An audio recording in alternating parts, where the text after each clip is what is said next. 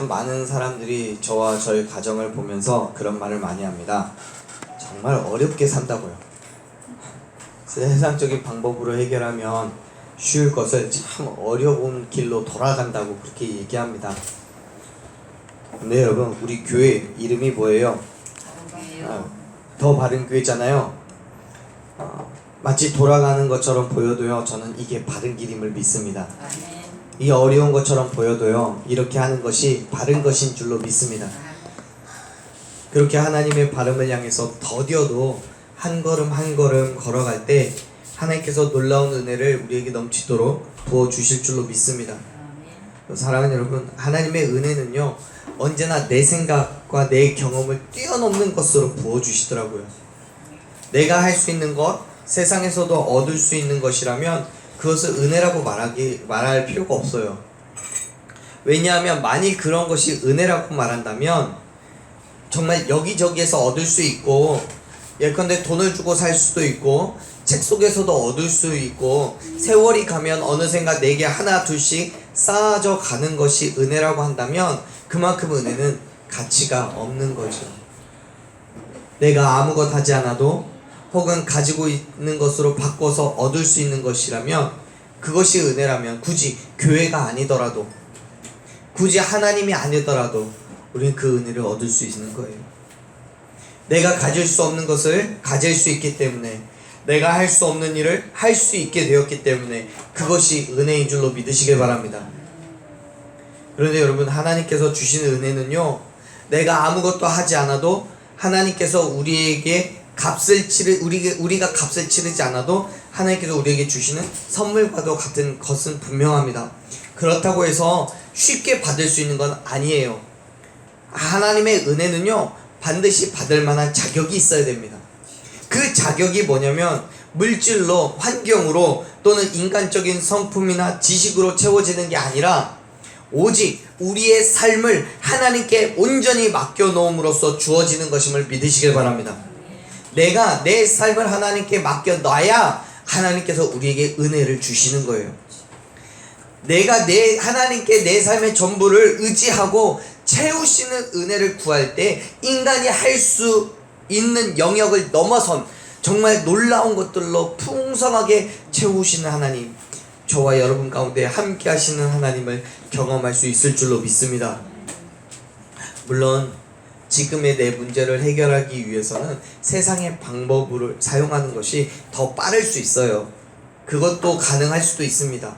반대로 말하면 하나님의 은혜를 기대하는 것은 언제 응답될지를 모르기 때문에 불확실성이 있는 거죠. 불안하죠. 하나님께서 해결해 주시는 그 방법 또한 내 생각이나 경험과 다를 수 있어요. 그럼에도 불구하고 사랑하는 여러분, 하나님의 은혜를 포기하지 마세요. 하나님의 은혜는 내 생각, 내 경험을 뛰어넘어서서 세상이 알 수도 없고 세상이 우리에게 줄 수도 없는 놀라운 것들로 날마다 채워주실 줄로 믿습니다. 우리 한번 함께 고백해 봅시다. 함께 하신 하나님, 은혜 주신 하나님, 그 하나님을 여러분 기대하십시오. 오늘 이 시간에도 우리 하나님께 온전한 믿음으로 나아갈 때 우리와 함께 하신 하나님, 우리에게 은혜 주신 하나님이 여전히 이전과 같이 여기에서 우리를 만나 주실 줄로 믿습니다. 우리와 함께 하시는 하나님께 간구하십시오. 어려움과 힘듦과 괴로움과 고통의 모든 문제들 간구하세요. 우리의 삶 속에서 역사하시는 하나님을 기대해 보세요.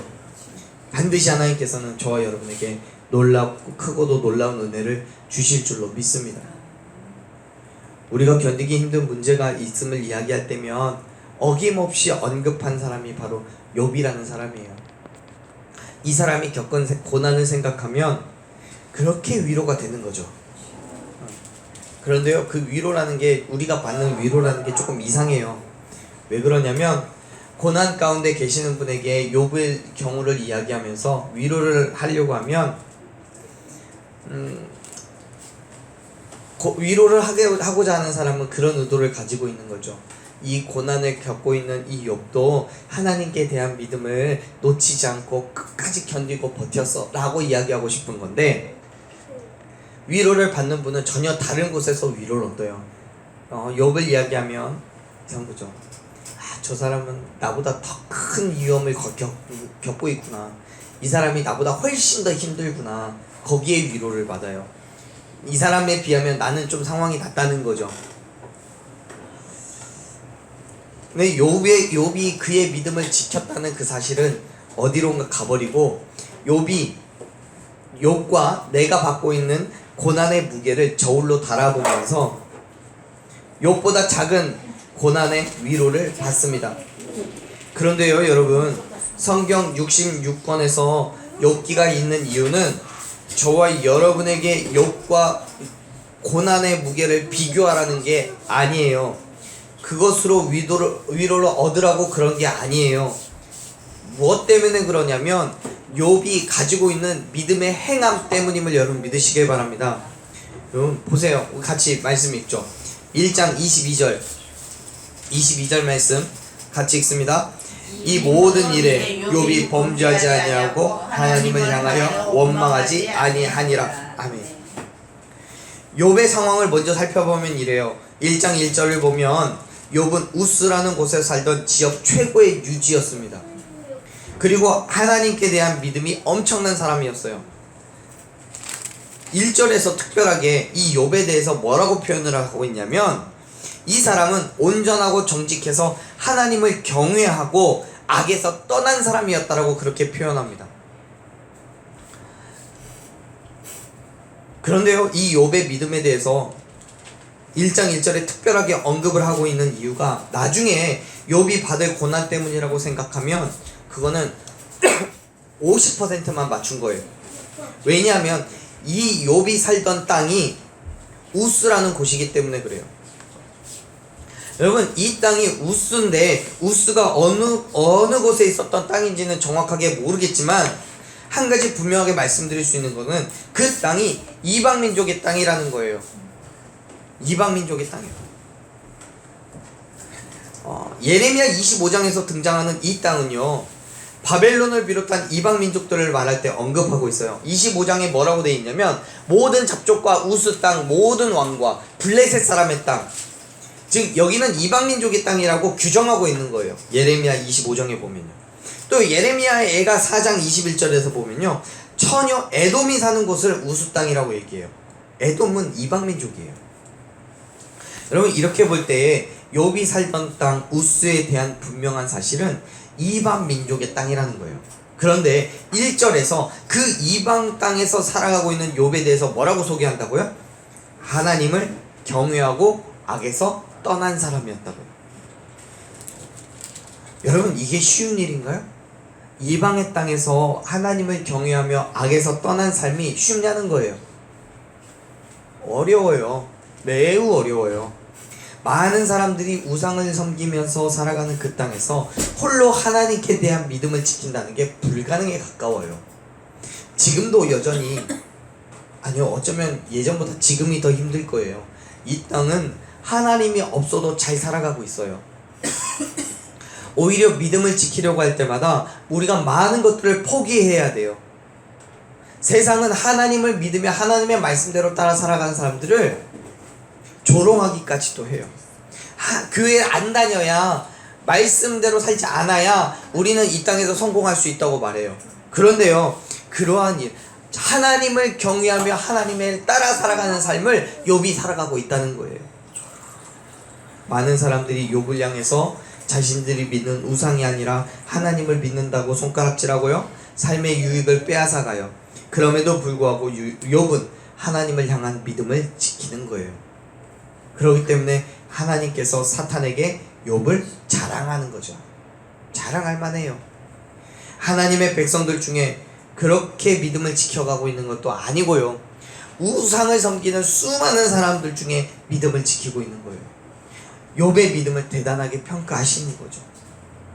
그런데요 그렇게 욥을 자랑한 하나님을 향해서 사탄은 욥을 축복하셨기 때문에, 그의 재산을, 물질적인 재산을 많게 하셨기 때문에 그렇게 잘 믿는 거라고, 그 축복을 다 걷어가 버리시면 욥이 변할 거라고, 그렇게 하나님을 부정하고 저주할 거라고, 이방 신을 믿기로 결정해 버릴 거라고 그렇게 이야기합니다. 물론 하나님께서는 욥이 결코 그렇게 하지 않을 거라고 확신하지만 사탄에게 조건부 허락을 하시죠. 절대로 그의 몸에는 손대지 말라는 조건을 걸고 시험해 보라는 거예요. 사탄이 그 조건을 수락하고요, 그 길로 욥에게 갑니다. 그리고 그가 가진 모든 것들을 다 없애버려요. 욥의 자녀, 아들 7과 딸 3 다 죽여버리고요, 가진 모든 재산, 양 7,000마리, 낙타 3,000마리, 소 500결이, 암나귀 500마리 다 빼앗아가거나 죽이거나 도망치게 만들어요. 그런데 여러분, 더 놀라운 사실은요, 이러한 일들이 하루 안에, 단 몇 시간 안에 일어난 일이라는 거예요. 다시 말해서 욥은 하루아침에 날벼락 맞은 거예요. 여러분, 지금 욥 자신은 왜 이러한 일이 나에게 일어났는지 몰라요. 하나님과 사탄과의 대화도 모르고요, 하나님께서 욥에게 뭘 약속하시지도 않았어요. 그런데 이런 일이 생긴 거예요. 갑자기 어려움이 닥쳤고요, 갑자기 모든 문제가 한꺼번에 몰려왔어요. 정말 견디기 힘든 고통과 아픔의 순간들을 경험하고 있는 거예요. 어떻게 견뎌야 될지 그 대책을 세우기 전에 또 다른 문제들이 연이어 발생한 거예요. 이제 욥에게 더 이상의 선택은 없을 것 같았어요. 그때 욥이 어떻게 반응을 합니까? 20절 말씀을 보면 욥이 이렇게 합니다. 20절 말씀 같이 읽겠습니다. 욥이 일어나 겉옷을 찢고 머리털을 밀고 땅에 엎드려 예배하며. 아멘. 겉옷을 찢고 머리털을 밀었다는 건 극에 달한 괴로움을 얘기하는 거예요. 그리고 그 비통함을 표현하고 있는 거죠. 그렇게 최악의 상황을 맞이하고 있는 욥은 땅에 엎드려 뭘 해요? 예배해요. 우리 성경에는 예배라고 번역되어 있는데 히브리어로는요, 샤하라는 단어를 씁니다. 이 샤하라는 단어는요, 몸을 구부리다, 절하다 라는 의미를 가지고 있어요. 겸손하게 자기를 낮추며 복종하고 있다는 것을 의미하는 단어인 거예요. 지금 여기에서 욥은 그 힘들고 어렵고 괴로움, 단 한순간에 내가 가지고 있었던 모든 것을 잊어버린 지금 욥은 뭐 하고 있는 거예요? 예배하고 있는 거예요. 하나님 앞에 엎드려서 복종하고 있는 거예요. 하나님의 말씀에 굴복하고 있는 거예요. 하나님 앞에 자신을 내려놓고 그 말씀에 순종하고 복종하겠다는 굳은 의지를 지금 보여주고 있다는 사실 믿으시길 바랍니다. 자신이 당한 모든 괴로움 속에서 괴로움과 비통한 마음을 가지고 하나님 앞에 엎드려서 얘기하는 거죠. 하나님 말씀해 주세요. 내가 이미 하나님의 말씀 앞에 굴복했으니까 그 말씀에 내가 복종하겠습니다. 내가 하나님을 이러한 순간 속에서도 예배합니다. 하나님, 나에게 말씀해 주세요 라고 이야기하는 거예요. 그리고 지금 이 상황에 대한 자기의 감정을 여지없이 드러내요. 그 감정이 어때요? 21절 말씀 한번 읽어보죠. 이르되 내가 모태에서 알몸으로 나왔사온즉 또한 알몸으로 그리로 돌아갈지어다. 주시니도 여호와시요 거두시니도 여호와시니 여호와의 이름이 찬송받으실지나이다 하고. 아멘. 욥은 자기의 고난 속에서 오히려 하나님께 굴복하고 경배해요.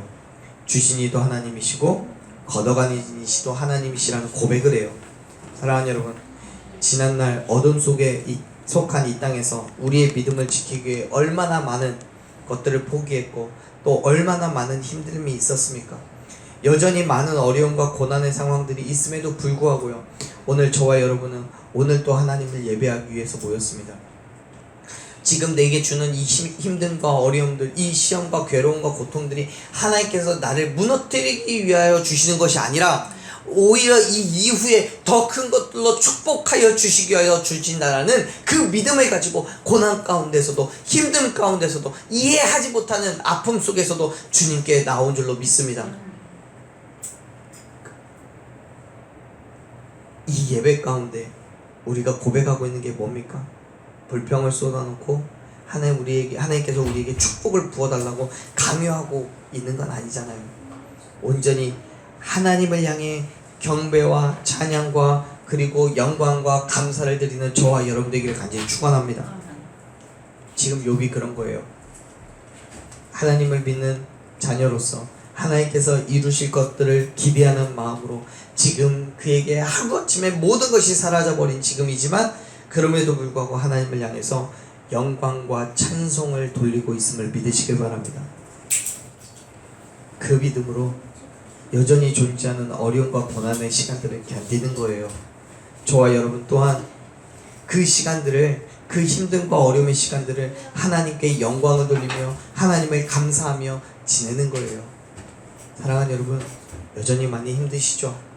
어려움도 있고 괴로움도 있고 삶의 환경 속에서 육체의 아픔과 피곤함도 있죠. 하지만요, 우리가 하나님께 그럼에도 불구하고 여전히 영광과 찬송과 경배를 드릴 때 하나님께서는 그 믿음을 귀하게 사용하신 줄로 믿으시길 바랍니다.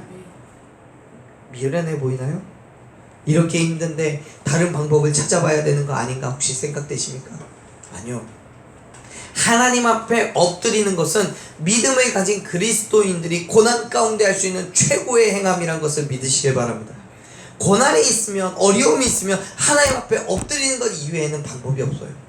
그것이 우리가 할 수 있는 최고의 것인 거예요. 그 엎드려서 하나님께 그럼에도 불구하고 감사하시고, 그럼에도 불구하고 영광 돌리시고, 그럼에도 불구하고 하나님의 일하심을 기대하는 저와 여러분 되기를 간절히 축원합니다. 우리가 겪어온 시간들 한번 돌아보세요. 고난 가운데 있을 때 원망하고 불평하고 괴로워하며 보낸 시간들과 그럼에도 불구하고 감사하고 영광 돌리며 지냈던 시간들을 비교해 보세요. 그 어떤 게 더 가치 있었고 어떨 때 더 은혜가 있었습니까? 물론 당시로서는 비교하는 것조차 쉽지 않을지도 모르겠어요. 근데 시간이 지나가면 분명히 그 가치는 완전히 달라지는 거예요. 불평과 괴로움에 몸부림치며 보냈던 시간들보다 그럼에도 불구하고 감사하며 하나님을 향해 영광과 찬송을 드렸던 그 시간들이 훨씬 더 값어치 있는 은혜를 누릴 수 있는 시간이 됨을 믿으시길 바랍니다. 욥도요, 그러한 사실을 알았기 때문에 지금 이러한 행함이 있는 거예요. 22절 말씀 한번 읽어볼까요? 22절 읽습니다. 이 모든 일에 욥이 범죄하지 아니하고 하나님을 향해 원망하지 아니하니라. 아멘. 사랑하는 여러분, 여러가지 것들로 많이 괴롭죠. 많이 힘들죠. 세상살이는 점점 더 힘들어지고요. 날이 가면 갈수록 최악의 상황들을 치닫고 있는 것 같아 보입니다. 경제도 어렵고요. 또 어느 날 갑자기 이웃 나라에서는 난리를 치고 있고요.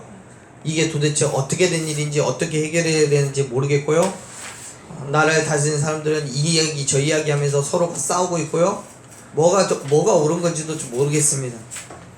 내 마음대로 되는 건 하나도 없는 것처럼 보이기도 해요. 여러분, 세상은요, 나를 속이고 나의 것을 빼앗아 자기의 유익을 채우려고 해요. 그런데요, 그런 모든 순간들 가운데 저와 여러분은 반드시 하나님의 역사심을 기대하며 나아가는 그런 나날들이 되기를 간절히 축원합니다. 어쩌면 이 정도는 우리의 믿음, 저와 여러분의 믿음이라면 그나마 견딜 수 있는 문제일 수도 있습니다. 네요, 더 큰 문제는 이 다음이에요. 욥이 가진 믿음의 모습을 본 사탄이요, 또 다른 계획을 세워요. 1차적으로 하나님이 사탄에게 허락하신 시험은 오직 그의 몸에는 내 손을 대지 말라는 조건이 붙어 있어요. 그래서 욥의 몸에는 손대지 않고요, 그를 시험할 수 있는 최대한의 방법을 다 썼어요. 근데요, 사탄은 욥의 믿음을 굴복시키지 못했습니다. 그리고 이제 하나님 앞에 다시 나타난 거예요. 하나님께서는 사탄에게 또다시 욥을 자랑해요. 그런데 1장 8절에서 칭찬했던 것보다는 한 가지가 더 포함되어 있는 칭찬이에요. 한번 보죠. 3절 말씀 한번 읽어보겠습니다. 3절 읽습니다. 여호와께서 사탄에게 이르시되 내가 내 종 욥을 주의하여 보았느냐. 그와 같이 온전하고 정직하여 하나님을 경외하며 악에서 떠난 자가 세상에 없느니라. 나를 충동하여 까닭없이 그를 치게 하였어도 그가 여전히 자기의 온전함을 굳게 지켰느니라. 아멘. 여러분, 욥은요, 사탄에게 괴로움을 받았지만 여전히 자기의 온전함을 굳게 지켰다고 성경은 기록하고 있습니다. 하나님은 칭찬하시는 거예요. 1장 8절에서 처음 욥을 칭찬하셨을 때보다 한 가지 더 추가된 칭찬이 있다면 3절 말씀 마지막에 보면 이야기하고 있죠. 여전히 자기의 온전함을 지켰다고요.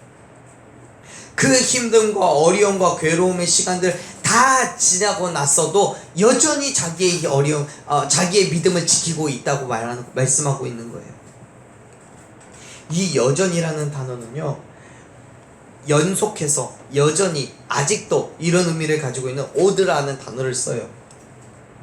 이 단어는요, 욥이 사탄의 시험을 받은 후에 그가 본래 가지고 있었던 믿음의 태도, 즉 하나님을 경외하며 악에서 떠난 그 믿음이 잠시 시험에 들었다가 어떤 계기가 되어서 예전의 믿음으로 돌아간 상태를 말하는 게 아니에요.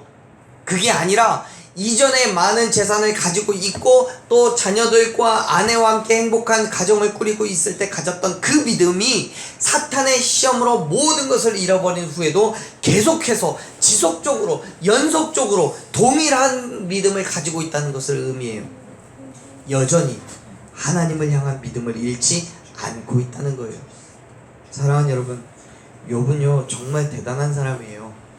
하나님을 향한 그의 믿음은 사람의 믿음이라고 생각하지 못할 만큼 뛰어나요.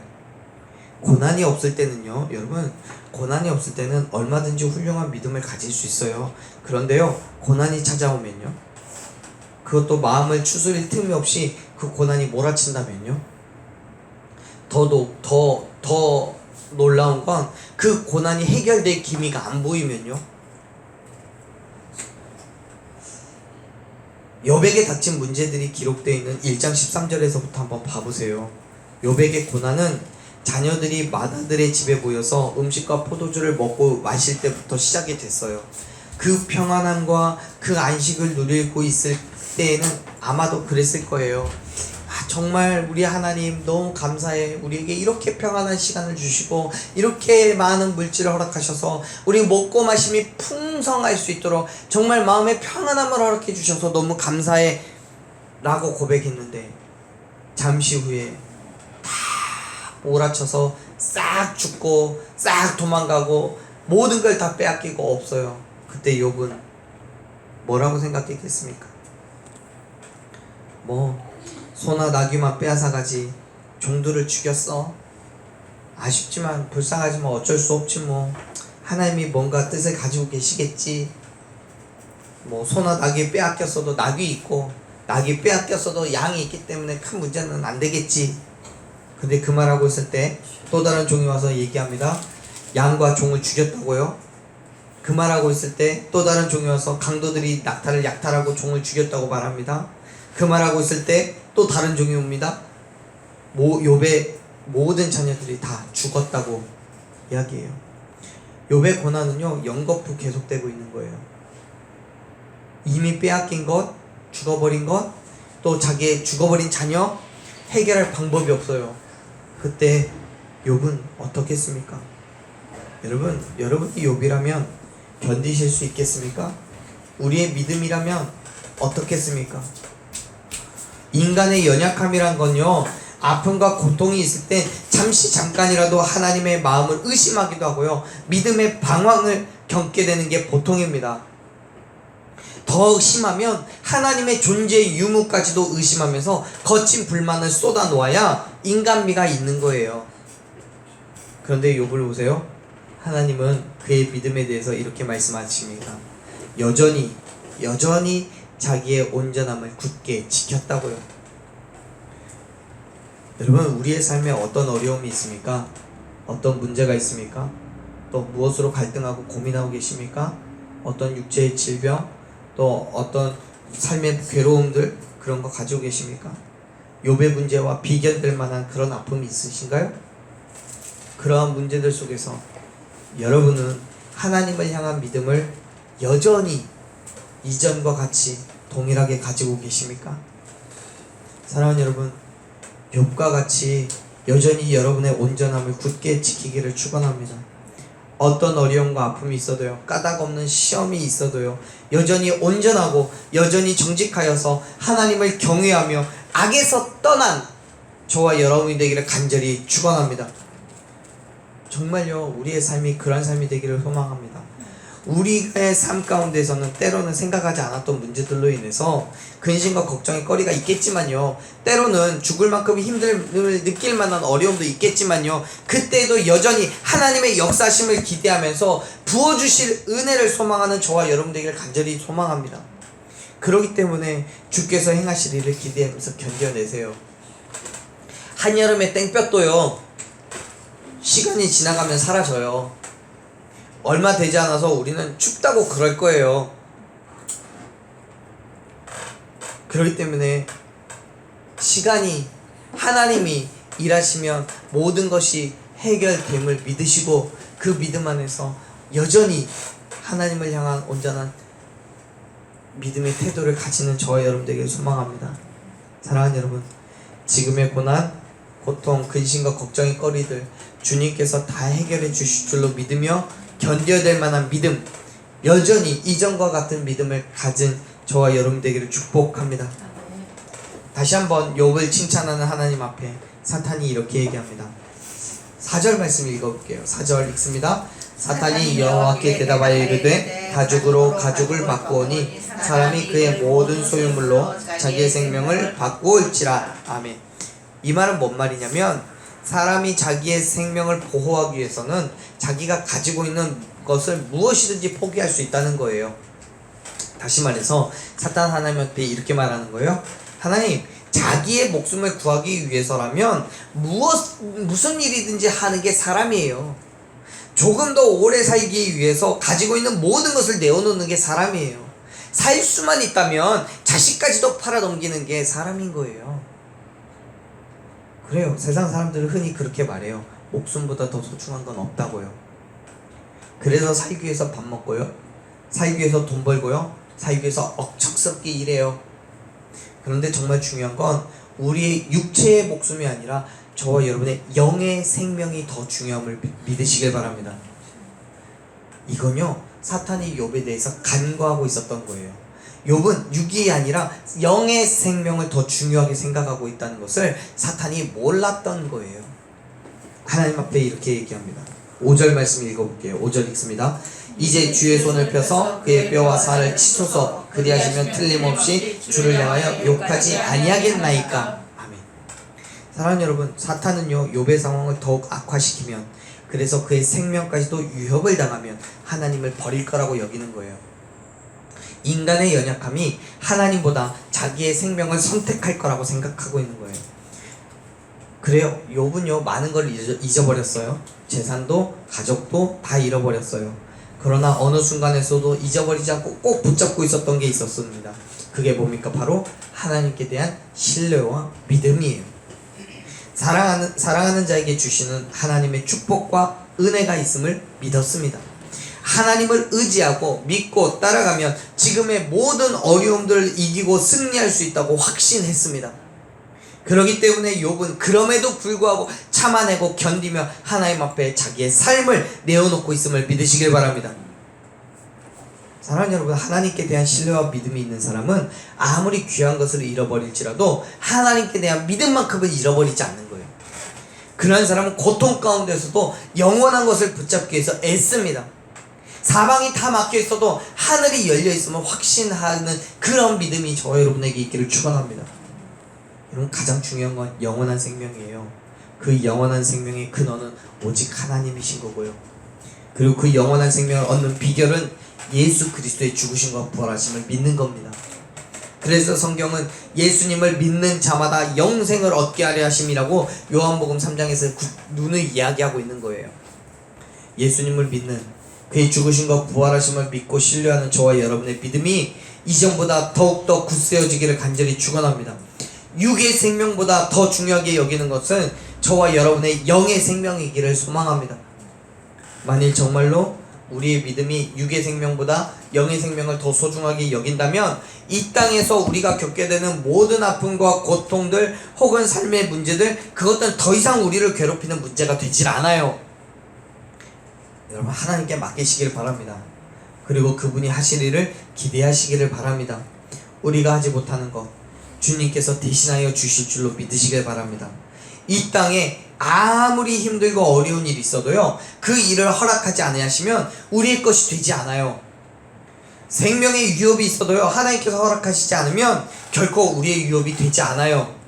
지금요, 사탄이요 5절에서 욥을 시험하겠다고 얘기하면서 그의 육체에 뼈와 살을 치다고 얘기하는 것은요, 그의 생명을 위협할 만큼의 고통인 거예요. 물론 욥은 몰라요. 사탄이 이것 때문에 내 생명을 취할 거라고 생각하진 취하지 않을 거라고 생각하진 않아요. 지금 그가 갖고 있는 아픔 때문에 정말 죽을 것처럼 아파하는 거예요. 괴로운 거예요. 오히려 뒤에 가면요, 오히려 나를 죽여달라고 얘기할 정도예요. 하지만요, 그럼에도 불구하고 하나님께서 사탄에게 그 생명을 건드리지 말라고 말씀하셨기 때문에 결코 그 일로 인해서 그가 죽지 않음을 믿으시길 바랍니다. 생사화복은 모두가 다 하나님 손에 붙잡혀 있음을 여러분 기억하시길 바랍니다. 그렇기 때문에 이 땅에 아무리 어렵고 힘든 일이 있어도요, 하나님께서 허락하시면 우리에게 주어지는 것이고, 허락하지 않으시면 그 어떤 것도 우리의 것이 되지 않음을 믿으시길 바랍니다. 보세요. 다시 한번 사탄의 권유를 들으신 하나님은 그 말에 동의하시면서 또 한 가지 단서를 붙이시고 허락하십니다. 6절 말씀 읽어볼게요. 6절 읽습니다. 여호와께서 사탄에게 이르시되 내가 그를 네 손에 맡기노라. 다만 그의 생명은 해하지 말지니라. 아멘. 하나님께서는 사탄의 2차 시험을 허락하셨어요.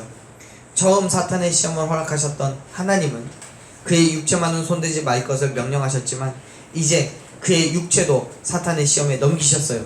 그러나 여전히 허락하지 않으시는 게 뭐예요? 욥의 생명이에요. 하나님께서는 사탄에게 그의 생명에는 손대지 말라고 말씀하셔요. 그리고 사탄은 그 말씀에 순종합니다. 사탄은요, 사탄 마귀는 결코 저와 여러분의 생명을 취할 수 없음을 믿으시길 바랍니다. 하나님의 허락이 없이는요. 사랑하는 여러분, 하나님의 이 말씀이 저와 여러분에게 특별한 위로와 격려를 주실 줄로 믿습니다. 왜냐하면 저와 여러분은 하나님에 의해서 보호받고 있음을 깨닫게 하기 때문입니다. 하나님의 허락이 없이는 사탄은 우리의 목숨에 손을 댈 수가 없어요. 왜요? 생명을 창조하신 하나님만이 그 생명을 취하실 수 있기 때문에요. 하나님께서 허락하지 않으면 아무리 사탄이라고 할지라도 저와 여러분 생명을 가져갈 수 없음을 믿으시길 바랍니다. 아멘. 그렇기 때문에 담대하세요. 두려워하지 마세요. 주님 앞에 모든 것 다 맡겨놓으시기를 축복합니다. 주님께서 우리의 모든 삶의 모든 것들을 다 알고 계시기 때문에, 우리의 필요를 아시고 우리가 간구하는 것들을 알고 계시기 때문에 하나님께서는 그가 필요하신 대로 그의 때에 따라 저와 여러분에게 허락해 주실 줄로 믿습니다. 아무리 우리에게 힘듦을 주고 아픔과 갖가지 문제들로 괴로움을 주는 세상이라고 할지라도 저와 여러분이 하나님의 손에 붙들려 있을 때, 오직 하나님만 의지하며 나아갈 때 그것들은 더 이상의 문제가 되지 않아요. 자녀를 사랑하신 하나님께서 우리가 감당할 만한 시험을 주시고 무엇이든지 이길 수 있도록 피할 길도 허락해 주신 줄로 믿습니다. 그 후에는 큰 영광과 존귀로 저와 여러분을 축복해 주심을 믿으시길 바랍니다. 저와 여러분은 그 어려움을 이겼습니다. 그 고통을 참아냈고요, 견뎌냈습니다. 지금까지 그렇게 살았고요, 또 지금도 그렇게 살아가고 있습니다. 물론 이 이후에도 그렇게 살 줄로 믿습니다. 그렇게 저와 여러분은 매일매일의 삶 속에서 여전히 이전과 같이 저와 여러분의 믿음을 굳게 지키며 살아가기를 간절히 축복합니다. 그리고 그 아픔의 끝에서 충만하신 은혜로 우리를 위로하시는 하나님의 사랑을 맛보아 알아가는 저와 여러분이 되기를 간절히 축원합니다. 아멘.